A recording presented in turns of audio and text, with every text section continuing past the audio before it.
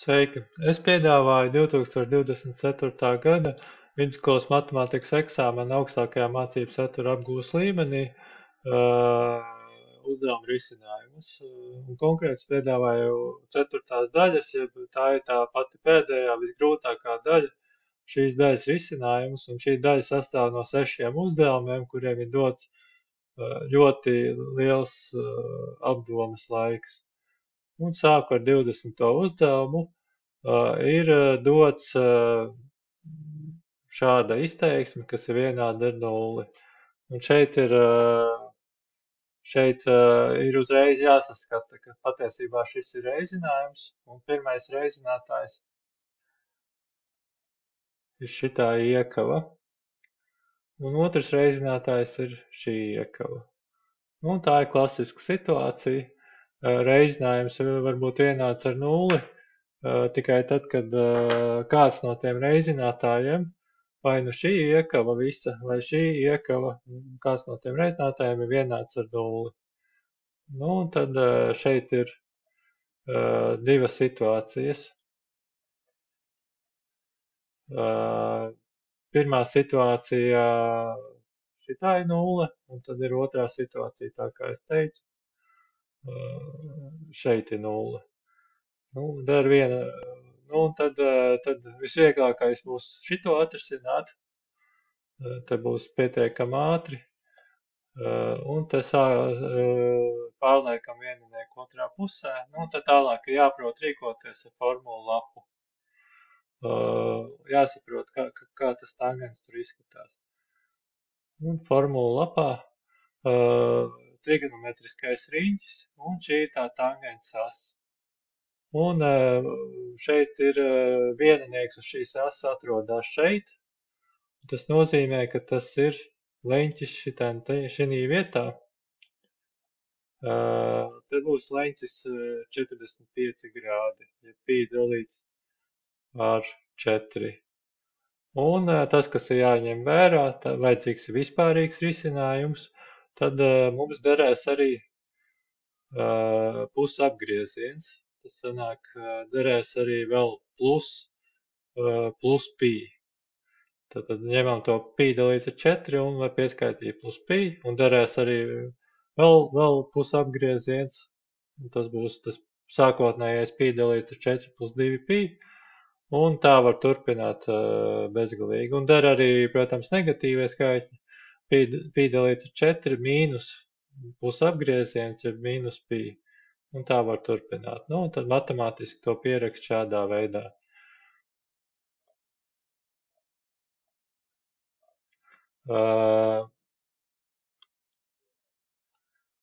Jā, matemātiski te pieliekam vienkārši klāt plus pi reiz a, kur a ir vesels skaitlis. Un tas nozīmēs to, ka der ne tikai pi dalīts ar 4, bet arī pi dalīts ar 4 plus pi. Ja mēs a vietā ņemam vieninieku, vai der arī plus 2 pi, a vietā ņem divnieku, un tā tālāk. Un tātad pirmā daļa uzdevumam ir pabeigta. Un tad otrā daļa būs grūtāka. Šeit būs jāatrisina šāds vienādojums, un te nevarēs tik vienkārši.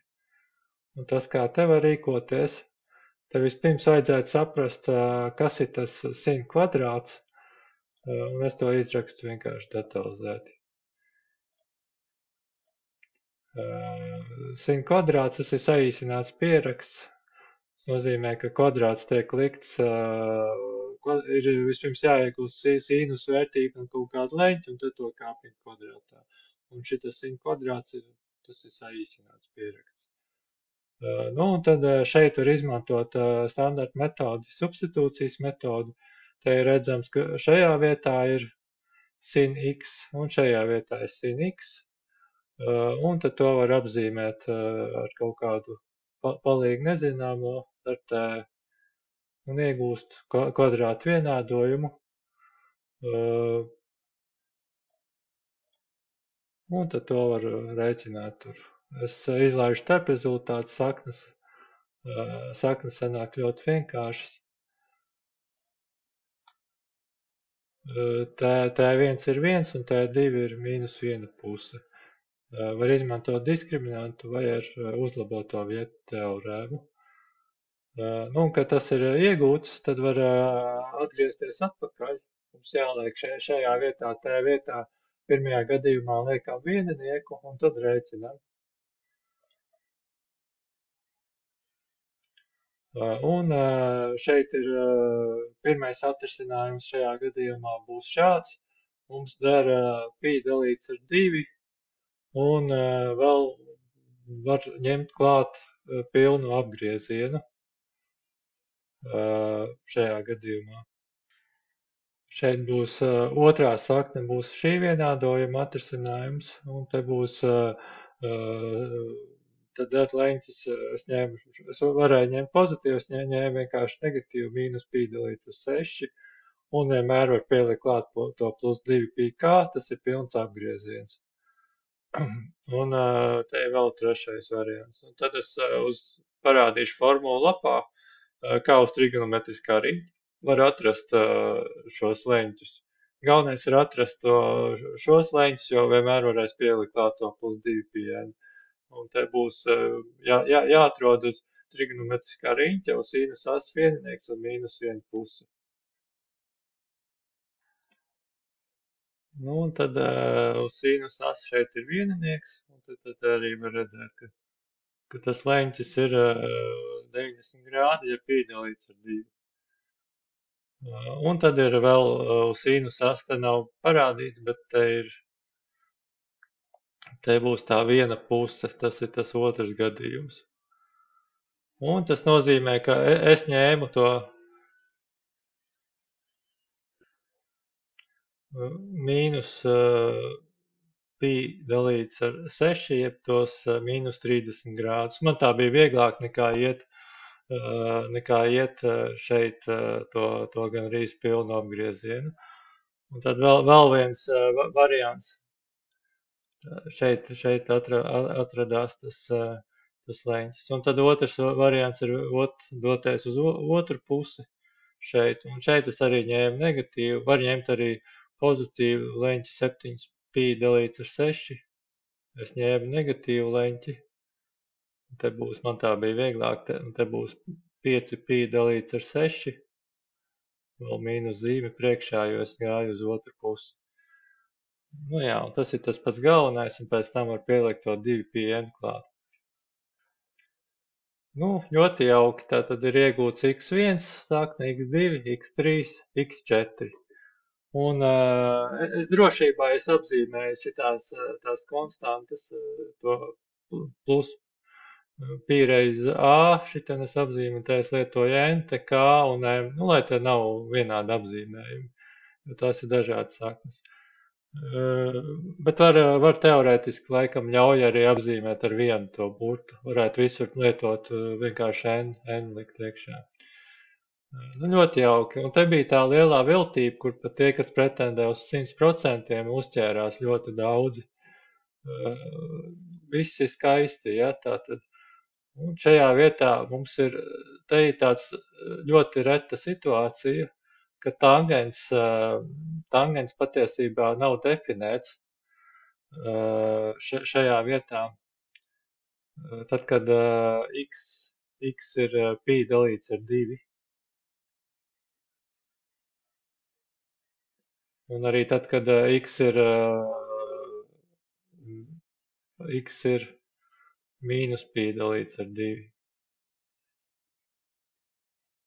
Šāda situācija nav pieļaujama, tāpēc, ka to var redzēt šeit trigonometriskā asī. Ja mēs ņemam leņķi pi dalīts ar 2, tad viņš neattēlosies uz šīs tangens as nemaz. Viņš ies paralēli tajā asī, tur nav nekādas vērtības.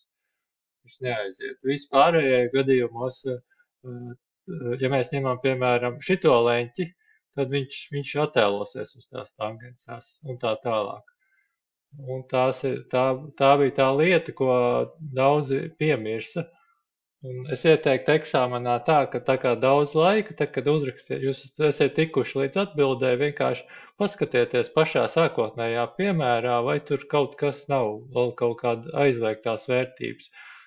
Vēl ir bieži situācijas, kad dalīšana nulli nav legāla, vai kvadrāta saknē jābūt ir vienādai vai lielākai par nulli. Un tad ir šī situācija, kas ir ļoti reti. Nu jā, līdz ar to šito te mēs varam ņemt nost to pi dalīts ar 2, šitas mums nedara. Un, protams, nedara arī plus 2 pie n pilnais apgrieziens. Un pārējās situācijās tiešām der tas mīnus pi dalīts ar 6, un tas mīnus 5 pi dalīts ar 6, tas derēs, un, protams, derēs arī, kad mēs uztaisīsim pilnu apgriezienu, jo šitiem mēs varēsim tangens vērtību atrast. Nu, ļoti jauki tā. Un tad tālāk, te varētu it kā mēģināt kaut kā viņus sakombinēt tā kā vienā šitos te, bet te kaut kā nesanāk smuki. Nu, tā kā, lai iztikt mazāk tiem tur, lai nav x1, x2, x3, bet te tas īsti nesanāk. Nu jā, nu tad to mēs arī rakstam atbildē. Uzdevums atrisināts. 21. uzdevums dots divas funkcijas, un tās funkcijas krustojās divos punktos, 2, 1 un mīnus 1, 4. Un jāuzzīmē un jāaprēķina laukums figūrai, ko ierobežo šie grafiki. Nu, tātad jāsāk ar abu grafiku konstruēšanu, un te jau ir pateikts priekšā, ka krustpunkti būs tad, kad x ir mīnus 1 un 2. Tātad interesēs, mums interesanti būs tad, kad x būs no mīnus 1 līdz 2. Nu, tā īsu tabulu, un tad tā arī rakstu iekšā, ka x ir mīnus 1, 0, 1, 2.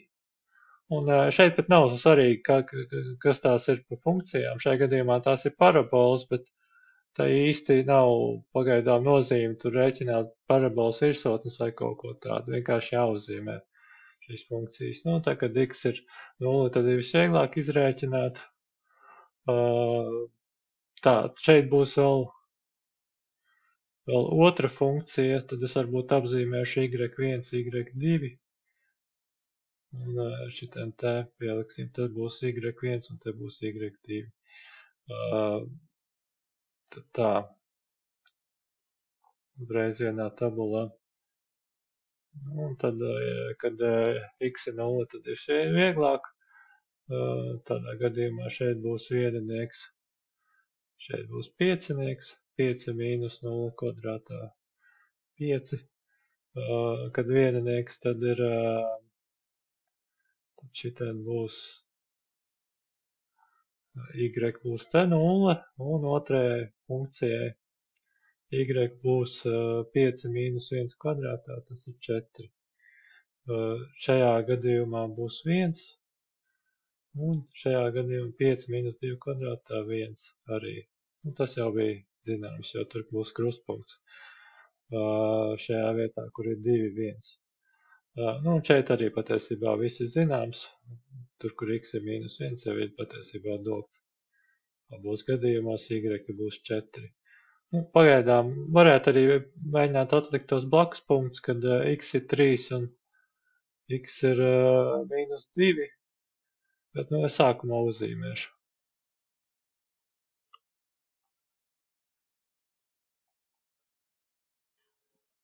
Un tad sāku zīmēt, vispirms zīmēšu to pirmo funkciju, tur, kur y ir x kvadrātā mīnus 2x plus 1, un atliekot punktus,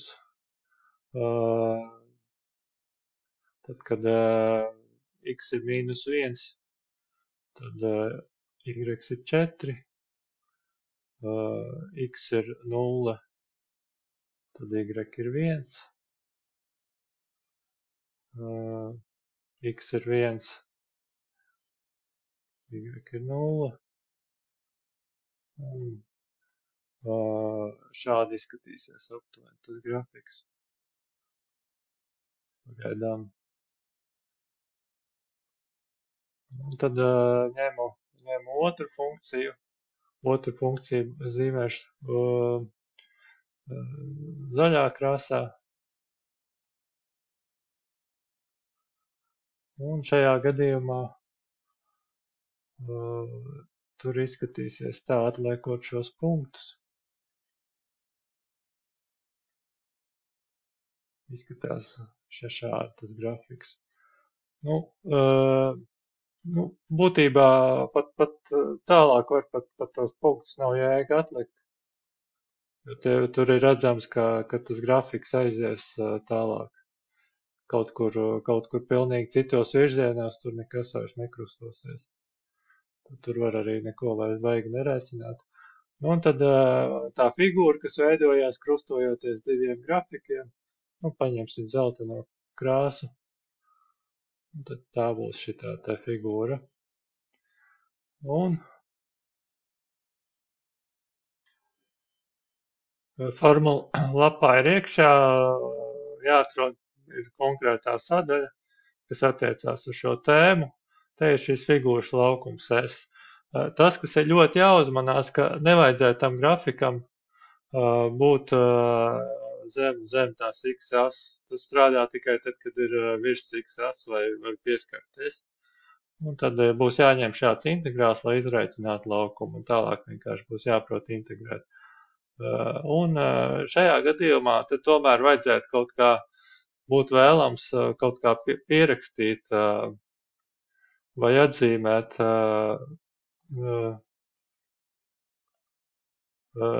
par šo vietu, ka tiešām tas grafiks neaizies zem x-as. Tad visvieglākais variants ir vienkārši, ka varētu mēģināt pamanīt, ka patiesībā šitas te grafiks, patiesībā tur ir, viņi var pārrakstīt šitādā veidā. Un tad ir skaidrs, ja y ir kaut kas kvadrātā, tad tas vienmēr būs lielāks vienāds par 0, ja tas neaizies zem x-as. Vai arī otrs variants būtu rēķināt parabolas virsotni, un var tādā veidā. Un tagad, kad tas ir izdarīts, tad tā tehniskā daļa tālāk būs jārēķina pēc formulu lapas integrālis. Un tad es sāku. Tad laukums ir vienāds ar. Sākumā paņemsim tā vispārīgā b, un tad bija tās funkcijas f mīnus g, vai bija otrādāk. Un tad augšējā funkcija šajā gadījumā aiziešu vēlreiz formulu lapu. Augšējā funkcija būs tā f funkcija, un apakšējā ir g funkcija. Un tad f būs f mīnus g. Un tad grafikā šī būs tā augšējā funkcija, šī būs tā fx, un šitā te būs tā apakšējā funkcija g no x. Un tad tālāk lieku iekšā un rēķinu 5 mīnus x kvadrātā. Pieklājībai iekavas var uzlikt, bet tad nav tik liela jēga. Un tad ir otras iekavas, un būs mīnus tā g funkcija, x kvadrātā mīnus 2x plus 1. Un šeit vēl tās pavisam lielās iekavas. Un tad ir dx. Un tad matemātikā, kā jau tas parasti ir, daudz, kur sākumā vajag maksimāli visu vienkāršot. Visu var saskaitīt, atņemt, kur ir iespējams. Un tad tā es arī tagad rīkojos. Verot vaļā iekavas, tātad A un B būs tie sākuma punkti un beigpunkti x-am. Tad x bija no mīnus 1 līdz 2. Un tagad verot vaļā iekavas, es izlaidīšu tur starp rezultātus, saskaitot, ja atņemot x kvadrātus, sanāk tā, mīnus 2x šajā vietā, mīnus 2x kļūst par plus 2x, un vēl skaitlis, tas būs plus 4. Un tad ir dx netiek ņemts no 4, bet no visa šī pasākumu, un tad tālāk es esmu ticis līdz integrēšanai, tiek formula lapā, integrāžu formulas atrodas šeit, un es izmantošu šito te xn to. Tad integrāls ir vienkārši pakāpe paliek pa vienu lielāku un jādala ar to pakāpi. Noteiktam integrālim C nav vajadzīgs. Nu, tad darbojos tālāk.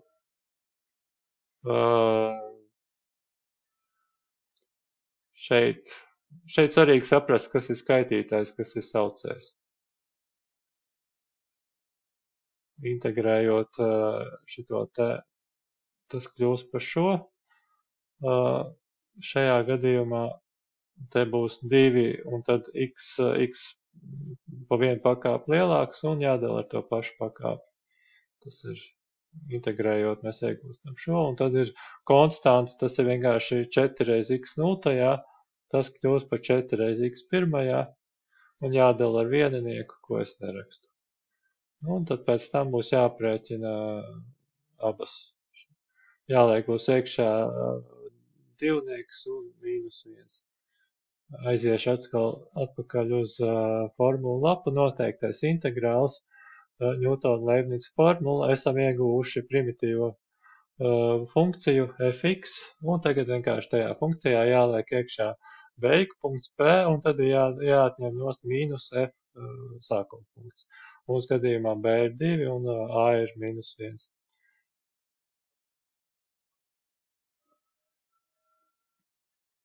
Nu, un tad es sāku tuvoties finišam.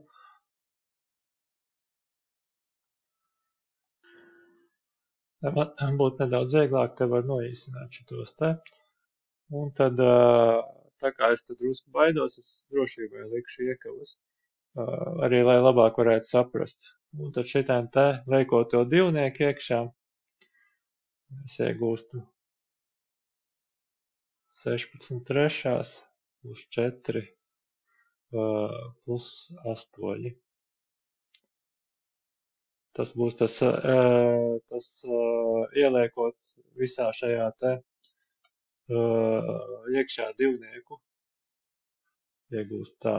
Un tad ieliekot iekšā -1, šeit pavisam noteikti vajag likt iekavs, jo mīnus zīme attieksies uz visu iekavu. Šajā gadījumā te būs drusku vieglāk rēķināšana, 2 trešdaļas plus 1 mīnus 4. Un tad šajā gadījumā pirmā iekava būs vienāda 6 veseli 2 trešdaļas. Tas būs tas f no b, ja tas ir tas f no -2, f no divnieka. Un tad mīnuszīme, un tad otra iekava ir vienāda ar 2 veseli un 1 trešdaļa. Tas ir tas f no primitīvā funkcija, f no -1.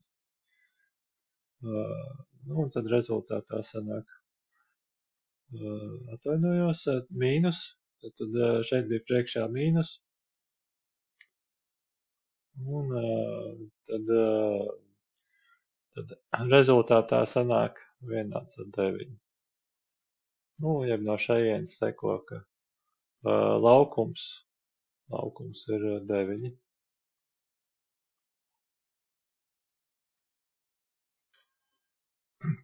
Nu, un tad tālāk, tagad var ļoti viegli kaut kur tehniskajā daļā kļūdīties. Šeit ir samērā vienkārši aptuveni pārbaudīt, vai tas laukums tiešām varētu būt 9. Nu, pirmkārtām labi, ka ir pozitīvs skaitlis, tas jau ir labi. Laukums, protams, nevar būt negatīvs. Un te varētu vienkārši, laukums šajā gadījumā ir, manā gadījumā tas ir tas 2 reiz 2. Jo es paņēmu 2 rūtiņas, 1 vienību. Tad tas būs šī 2 reiz 2 figūriņa, būs 1 laukuma vienība. Un tad es varu vienkārši paskaitīt aptuveni. Te sanāk tiešām pilns 2 reiz 2 laukums, vēl viens 2 reiz 2 laukums. Šajā vietā ir vēl 2 reiz 2 laukums pilns. Nu, te kopā šādi 4 pilni laukumi man sanāk. Nu, tad tālāk te jau paliek drusku sarežģītāk. Var mēģināt šeit, piemēram, šitā daļa nepilns laukums, plus šitā varētu būt vēl viens laukums. Tie varētu būt kopā jau tātad 5 laukumi. Šeit augšā ir pavisam maza, te arī kaut kas pavisam maz ir maz. Un te vēl, tas varētu būt jau 6. laukums kopā. Šeit varētu būt 7. laukums, 8. laukums. Iespējams, es par rupju tur novērtēju, tur vēl varētu būt.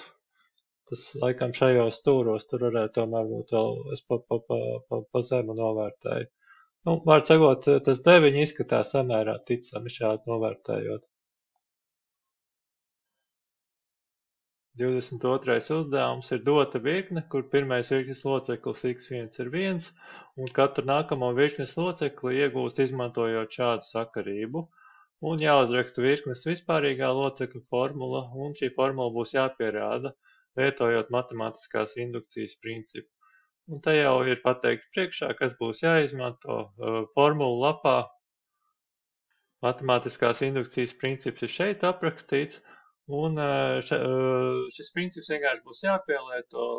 Principā dotajā piemērā rēķināšana ir ļoti maz, un galvenais ir vienkārši saprast visus šos indukcijas soļus, un tad arī varēs to uzdevumu izpildīt. Un vispirms vajadzētu sākt ar to, ka izdomāt vispār, kāda izskatīsies tā formula.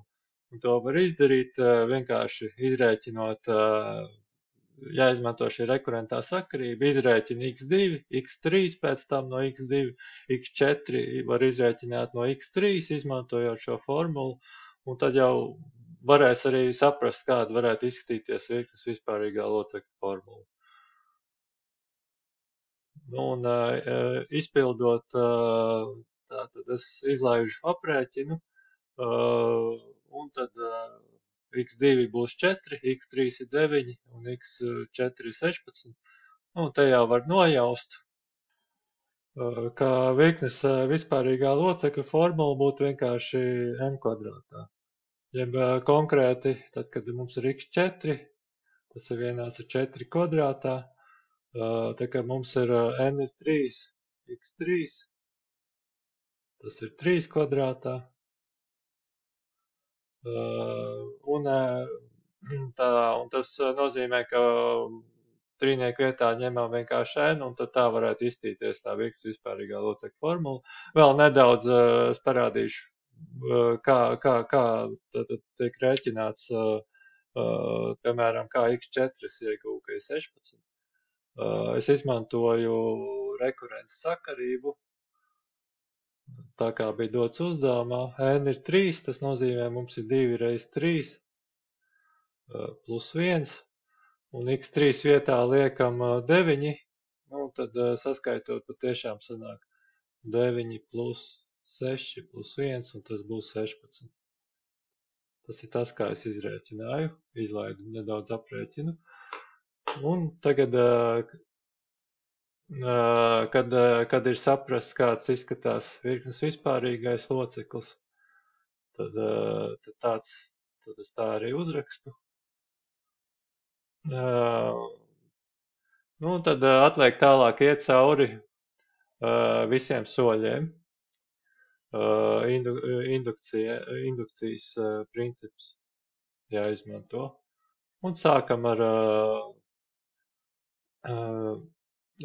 indukcijas bāzi. N ir 1. Protams, ja šī formula, vispārīgā formula neizpildās, tad, kad n ir 1, tad nav vispār jēga kaut ko tālāk darīt. Protams, kad n ir 1, tad mums jau bija dots, ka x1 ir 1, tātad x1 patiešām būs n kvadrātā, jeb 1 kvadrātā. Tad pēc tam ir nākamais solis bija induktīvais pieņēmums. Tur nekas daudz nav jādara, vienkārši formāli jāuzraksta, ka mēs pieņemam, ka xk būs vienāds ar k kvadrātā, jeb tad, kad n ir k, tad izpildās virknes vispārīgā locekļa formula. Tas ir tikai pieņēmums, un tad ir tā grūtākā sadaļa būs induktīvā pāreja.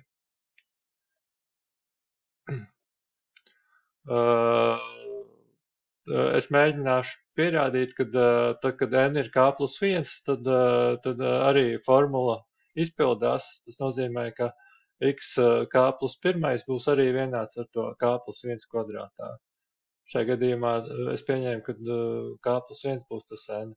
Un tas būs spēkā tad, ja ir iepriekšējais pie iepriekšējā n, kas ir n ir k, šitas izpildās, tad arī nākamajam izpildīsies.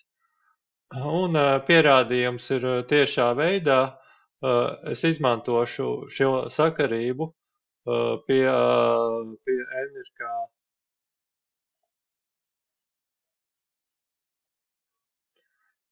Šis bija dots sākumā. Un x kā vietā es lieku šo k kvadrātu.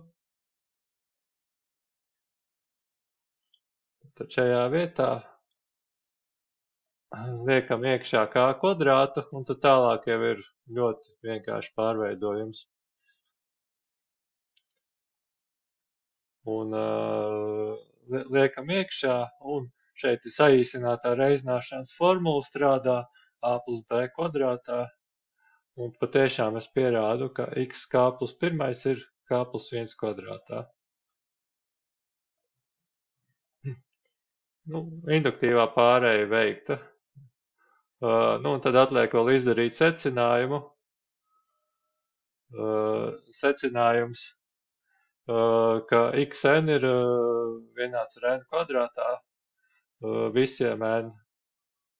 Un tad nedaudz par to induktīvā pārēju. Tas ir visgrūtākais šajā uzdevumā.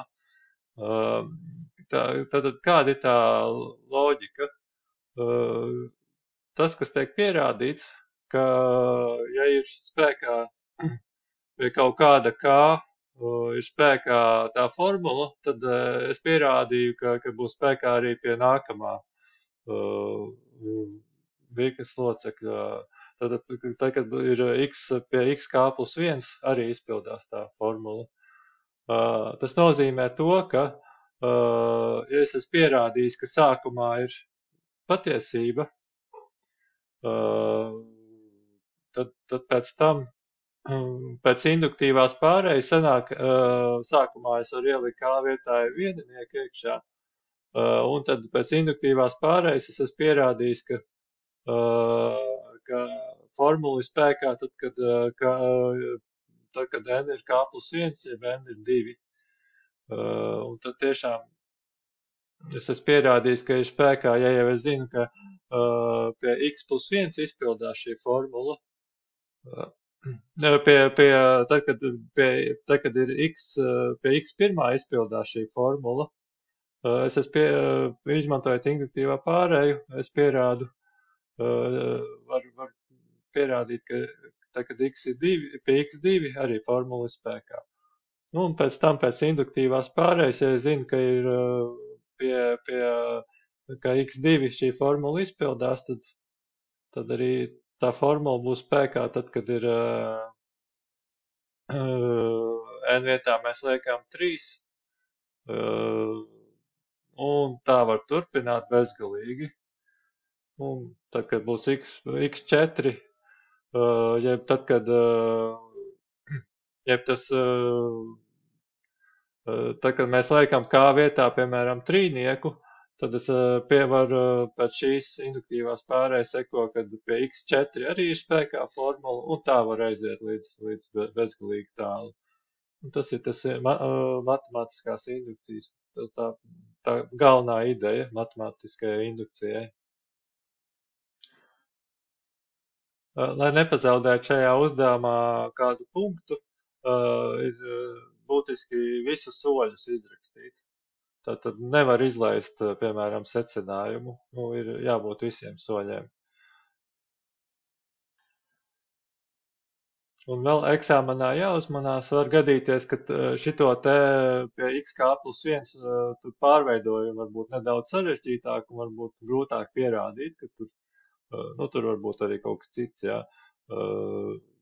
Tad varbūt, ka grūtāk šito varētu būt pierādīt, nekas, tad galvenais ir tad vismaz uzrakstīt, ka var to starprezultātus, ja tiešām nesanāk starprezultātus, var kaut kā izlaist un tad vismaz pierakstīt, ka tas xk plus 1 ir nu, tas, kas tur attiecīgā uzdevumā, kam būtu jāsanāk. Nu, kaut vai tā var darīt. Un pēc tam vienkārši turpināt pierakstīt to secinājumu.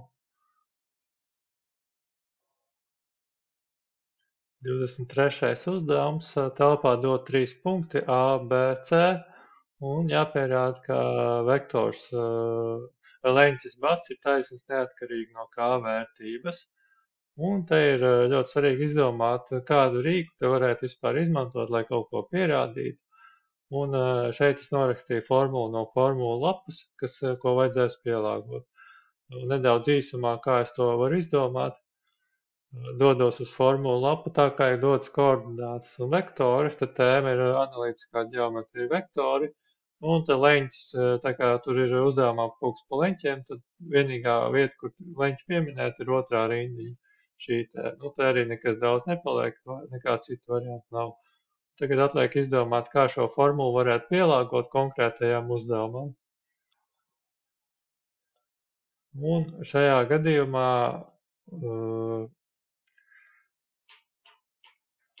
te ir, es parādīšu divdimensiju telpā, ja plaknē, kā šī situācija domāt, šī formula. Ja es esmu izvēlējies leņķa alfa, tas ir šeit, starp diviem vektoriem, tad būs tas A vektors, mazais A burtiņš, šitas te būs tas vektors AB, un B vektors, šitas te būs tas vektors AC. Šādi tas izskatās, ja es uz plaknē attēloju. Un tad tālāk liekam formulā visu iekšā. Un tad pēc tam domāsim tālāk, ko tur varētu vēl darīt. Nu, un tad šajā gadījumā tas labums ir tāds, tā kā mums jāpierāda, ka bats ir taisns ar 90 grādi. Tas nozīmē, ka šajā gadījumā kosinus ir 0, šitas te. Jeb tas nozīmē, ka šitiem te 0 reiz jebkas ir 0, tad viss pazudīs. Un galu galā ir jāpierāda vienkārši, ka divu vektoru reizinājums ir 0. Ja tas izdosies, tad viss ir kārtībā. Un formula lapā ir jau viss dots, kā var, ja ko dots vektoru koordināts, kā var noteikt vektoru reizinājumu. Tas ir šī formuliņa. Jāsareizina vienkārši atsevišķi koordināts. Nu, un koordināts es izrakstīju, un tad jāliek ir iekšā formulā, un tad jācer, ka tie kā kaut kur saīsināsies un pazudīs, un beigās reizinājums būs 0. Ieliekot tā tiešām arī sanāks, katrs var pārbaudīt. Šeit ir tikai svarīgi, ka tad, kad tiek reizināta, piemēram, otrā koordināta, tad, kad tiek reizināta šī koordināta ar trīnieku, neaizmirstiet, ka ielikt iekavās šito te šajā vietā. Savādāk sanāks tā, ka būs 2 reiz 3. Līdzīgi arī ar trešo koordinātu. Nu, atverot vaļā, tur tiešām visi kā un visi skaitļi pazudīs, un sanāk, ka vektora reizinājums ir 0. Un no tā var secināt, ka tiešām leņķis bats ir taisns neatkarīgi no kā izvēles, kāds būs tas kā. Un tas arī bija jāpierāda. Uzdevums pabeigts. 24. uzdevums ir dots ķermeņa veiktais ceļš pēc t sekundēm, kas izteikts kā funkcija s no t. Un ir jānosaka ķermeņa ātrums laika momentā, ka te ir 3 sekundes. Nu, tad uzdevums sastāv no 2 soļiem. Pirmais solis ir noteikt šo ātrumu funkciju v no t, un tad, kad tas būs gatavs, tad varēs izrēķināt, cik būs v no 3, tad, kad būs t 3 sekundes. Un šajā gadījumā te ir ļoti dāsna formula lapa, un šeit te ir jau parādīts, kā rēķina ātrumu, tad, kad ir zināms šī funkcija, pārvietojuma funkcija, x no t, jeb mūsu uzdevumā x no t ir s no t. Tas nozīmē vienkārši jāatrasina. Un pātrinājumu varēs iegūt tad, kad atrasinās ātrumu. Un būtībā tā kā s no t ir polinoms, tad šeit pietiek tikai jāprot atrasināt t trešajā, t kvadrātā, t un konstanti. Un t trešajā atrasinājums ir 3t kvadrātā. Tiek izmantota formula. Šī formula x n-tajā, kur n vietā ir trīnieks. T kvadrāta atrasinājums ir 2t, un t atrasinājums ir t nultajā, ja t nultajā ir 1 vienkārši. Tad 2 reiz 1. Un konstants atrasinājums ir 0, ja šitas te pazudīs, kad atrasinās s no t. Un tad vispārējais, visas konstantas un visi saskaitām, visi mīnus plusi paliek. 3, 2, viss paliek, vienkārši jāliek iekšā tur, kur es apvilku tas atrasinājumu. Un tad beigās iegūst es atrasinājumu, un es izlaižu starp rezultātus, vienkāršojot pēc tam visu, iegūst 3t kvadrātā mīnus 3t plus 2t. Šajā vietā, kur radās tas mīnus 3t, t kvadrāta vietā tiek likts 2t, 2 noīsinās ar 2 un paliek vienkārši augšā 3t. Nu, un tad, kad ir zināms v no t, tad varēs arī noteikt ķermeņa ātrumu, ka t ir 3. Tie būs 20 cm sekundē, nedrīkst aizmirst mērvienības. Otrais apakšpunkts jānosaka ķermeņa pātrinājums un kurā brīdī būs 9 cm sekundi kvadrātā. Un tad tā kā formula lapā ir dots, ir jāatrasina v no t funkcija, jeb atkal būtībā jāatrasina ir t kvadrāts, t un konstanta. Tas plus mīnus zīmes valkās līdzi un konstants, kas ir priekšā arī. Nu, un atrasinot sanāk, te apvilkties sanāk 2t, t atrasinājums ir t nultajā, kas ir vieninieks, un konstanta te ir 0, jeb šito mēs varam vienkārši, kad būs atrasinājums, varam svītrot nost.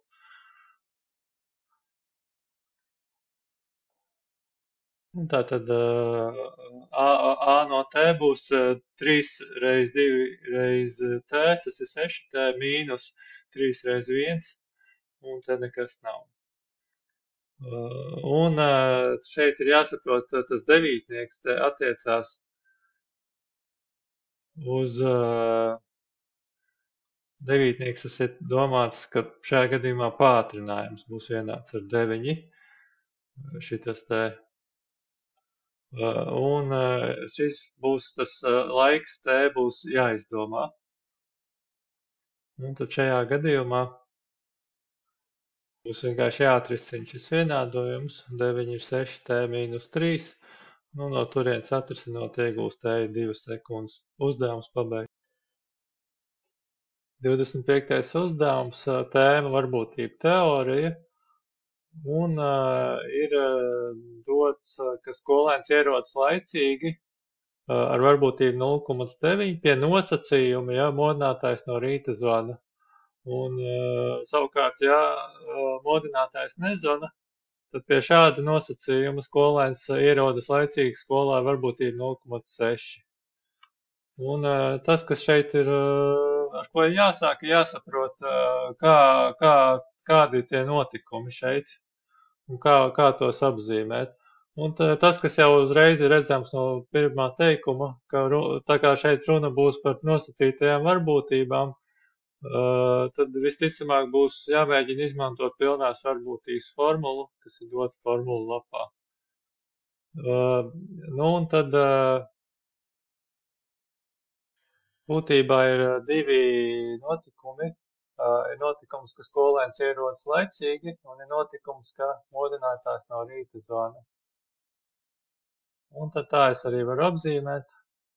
Es izvēlos ar A burtu apzīmēt to, ka skolēns ierodas laicīgi, B burtu modinātājs zvana. Un te vajadzēs arī izmantot pretējos notikumus.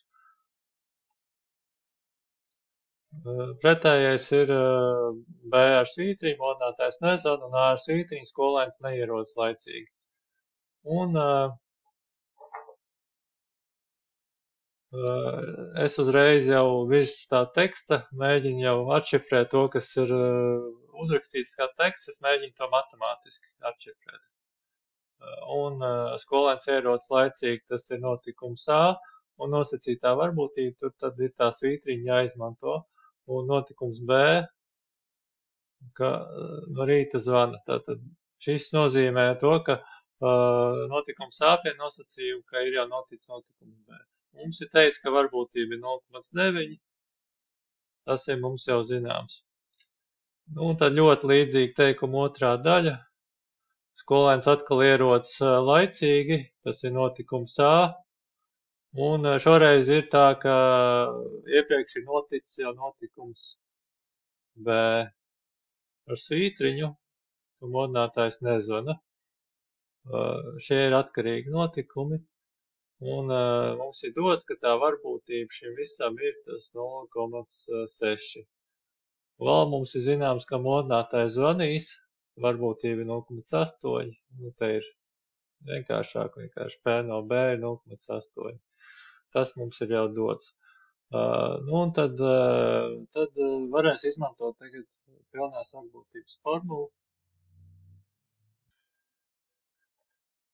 Tā kā B un B ar svītriņu pretējais notikums, tie, protams, ir nesavienojami notikumi, tad var izmantot speciālu gadījumu no pilnās varbūtības formulas. Pilnās varbūtības formula dota formulu lapā. Šeit ir speciāli gadījums, kad ir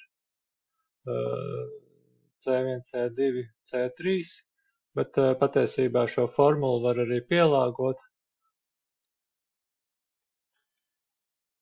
Tā pavisam īsi var pierakstīt, kā tas ir mūsu uzdevumā. Tas bija legāli. C1 vietā ir tas B ar svītriņu, bez svītriņas. Tad šajā vietā mums ir liekam iekšā. Un mēs varam šito arī neņemt vērā.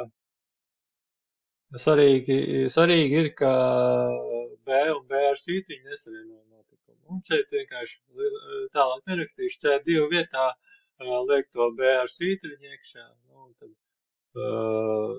tad tas ir šī formula būs speciāli gadījums tam, kas ir uzrakstīts formulu lapā.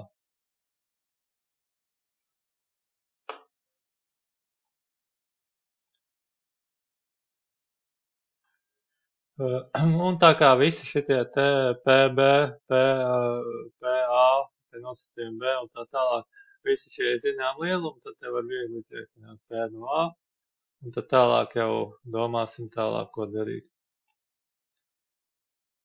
Ieliekam skaitļus un rezultāts 0,84. Un tad tālāk vēl tikai jāapskatās, kas te bija prasīts. Bija prasīts, ka skolēns neierodas laicīgi. Tātad mums vajadzīgs P no A ar svītriņu. Pretējā notikuma varbūtība. Un šeit būs, šeit izmanto vienkārši šo formulu. P no A plus P no A ar svītriņu ir 1. Tā kā šie nesavienojami notikumi, tad tā formula strādā. Un tad ir iegūta atbilde. Un šajā gadījumā varēja arī nedaudz rīkoties nedaudz savādāk. Es arī to otru variantu nedaudz pierakstīšu klāt. Šajā gadījumā mēs varējām arī patiešo rēķināt P no A ar svītriņu. Tas nozīmē varbūtību, ka skolēns neierod skolā laicīgi. Tas nozīmē, ka šitad visur es šito aizstāju. Un tad P no A ar svītriņu pie nosacījuma, ka monētājs zvanīs, tas būs nevis 0,9, bet 1 mīnus 0,9, tas ir pretējais notikums. Tas ir 0,1. Un šajā gadījumā te būs arī 1 mīnus 0,6, un te būs 0,4.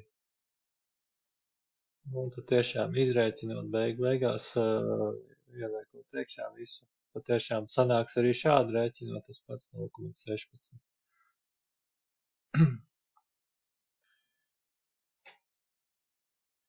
Un otrais apakšpunkts. Zināms, ka skolēns darba dienā skolā neierodas laicīgi, un tad ir jāprēķina varbūtība, ka šajā dienā monētājs zvanīs. Un šis bija, laikam, viens no visgrūtākajiem apakšu uzdevumiem šajā eksāmenā. Šeit ir jāsaskata, ka atkal runa ir par nosacīto varbūtību. Tad darba dienā skolēns neierodas laicīgi, tas ir notikums ar svītriņu. Un jāpreķina varbūtība, ka monētājs no rīta zvanīs, tas ir B notikums. Tā mēs te apzīmējam to visu. Nu, un tad tālāk patiesībā te runa ir atkal par nosacīto varbūtību. Modinātājs zvanīja pie nosacījuma, ka skolēns neierodas skolā. Tas ir šis apzīmējums. Un šī varbūtība tagad būs jāizrēķina. Nu, un tad varētu atkal izmantot pilnās varbūtības formulu, kaut kā no turienes rēķināt, bet patiesībā var izmantot formulu, kas mums ir optimālā līmeņa eksāmena formula lapā. Un tā formula bija šāda. Šeit.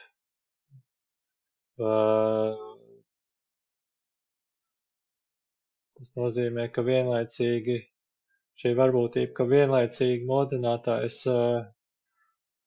šķēlums, tad vienlaicīgi modinātājs zvana un skolēns neierodas laicīgi. Un dalīts ar varbūtību, ka skolēns neierodas laicīgi.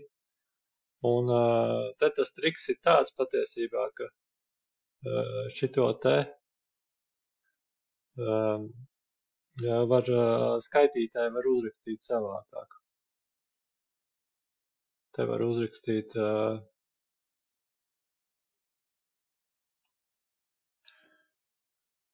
šādi. Varbūtība, ka skolēns neierodas skolā pie nosacījumiem modinātājs zvana. Šo jau mēs zinām. Un reiz varbūtība notikumam, ka modinātājs zvanīja. Šo mēs vienkārši aizstājam ar šo, un apakšā mums paliek tas sasalis. Šī varbūtība. Un triks tajā visā ir tas, ka šito būs tā grūti izrēķināt šo varbūtību, tāpat tiešo izdomāt. Un savukārt šitas šeit mums ir diezgan nērtā veidā pierakstīts, arī nevar uzreiz izrēķināt, var netiešā veidā izmantojot formulas. Un tad mēs vienkārši apgriežam otrādi to nosacīto varbūtību, B pie nosacījuma, ka notic A ar svītriņu, pretējais notikums. Es viņu apgriežu otrādi, izmantojot šādu triku, jo šitas jau mums visi zināms. Šis jau tika izrēķināts iepriekšējā uzdevumā. Un P, A pretējais notikums, tas arī jau ir izrēķināts. Un tālāk atliek tikai, ja ir izpildīts pirmais apakšu uzdevums, tad šeit ir Tā sakot, jāieliek tikai skaitļi iekšā. P no B bija jau dots pašā jau uzdevuma formulējumā. Šitas arī bija dots. Nē, tas nebija dots, bet tas bija 1 mīnus 0,9. Un šeit ir, šito mēs izrēķinājām. Un tad iegūstam varbūtību 0,5. Nedaudz vēl izskaidrošu, kas te notika, kāpēc tā varēja. Optimālā līmeņa eksāmenā formula lapā ir dota šāda formula. Un te tiešā veidā nav, bet te var to izdomāt. Tā, es nedaudz vienkārši to formulu pārrakstu šitādā veidā. P no A šķēluma ar B, varbūtība no šī notikuma, ir vienāda ar P no A reiz P no šīs te. Un šeit var rīkoties tā, ka samainīt vietām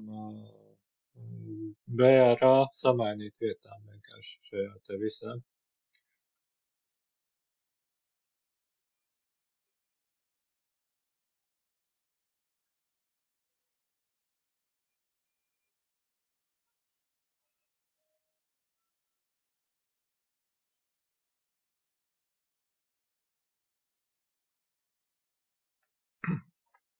Jo tas ir vienalga, kā mēs ņemam B pie nosacījuma A vai A pie nosacījuma B. Vienkārši burti tiek samainīti, bet rezultāts būs tas pats. Un tad no šejienes mūsu gadījumā mums bija A pretējais notikums, nu labi, es varu tās svītrīgas ar te visu uzlikt. Un tad no šejienes vajadzēja iegūt, tad no šejienes tad tā arī var iegūt. To, kas bija vajadzīgs šis te.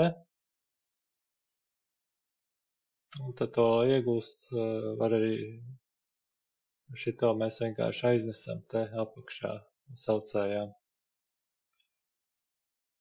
Un tad iegūst faktiski no formula lapas tiek iegūt atrasināt šādu formu.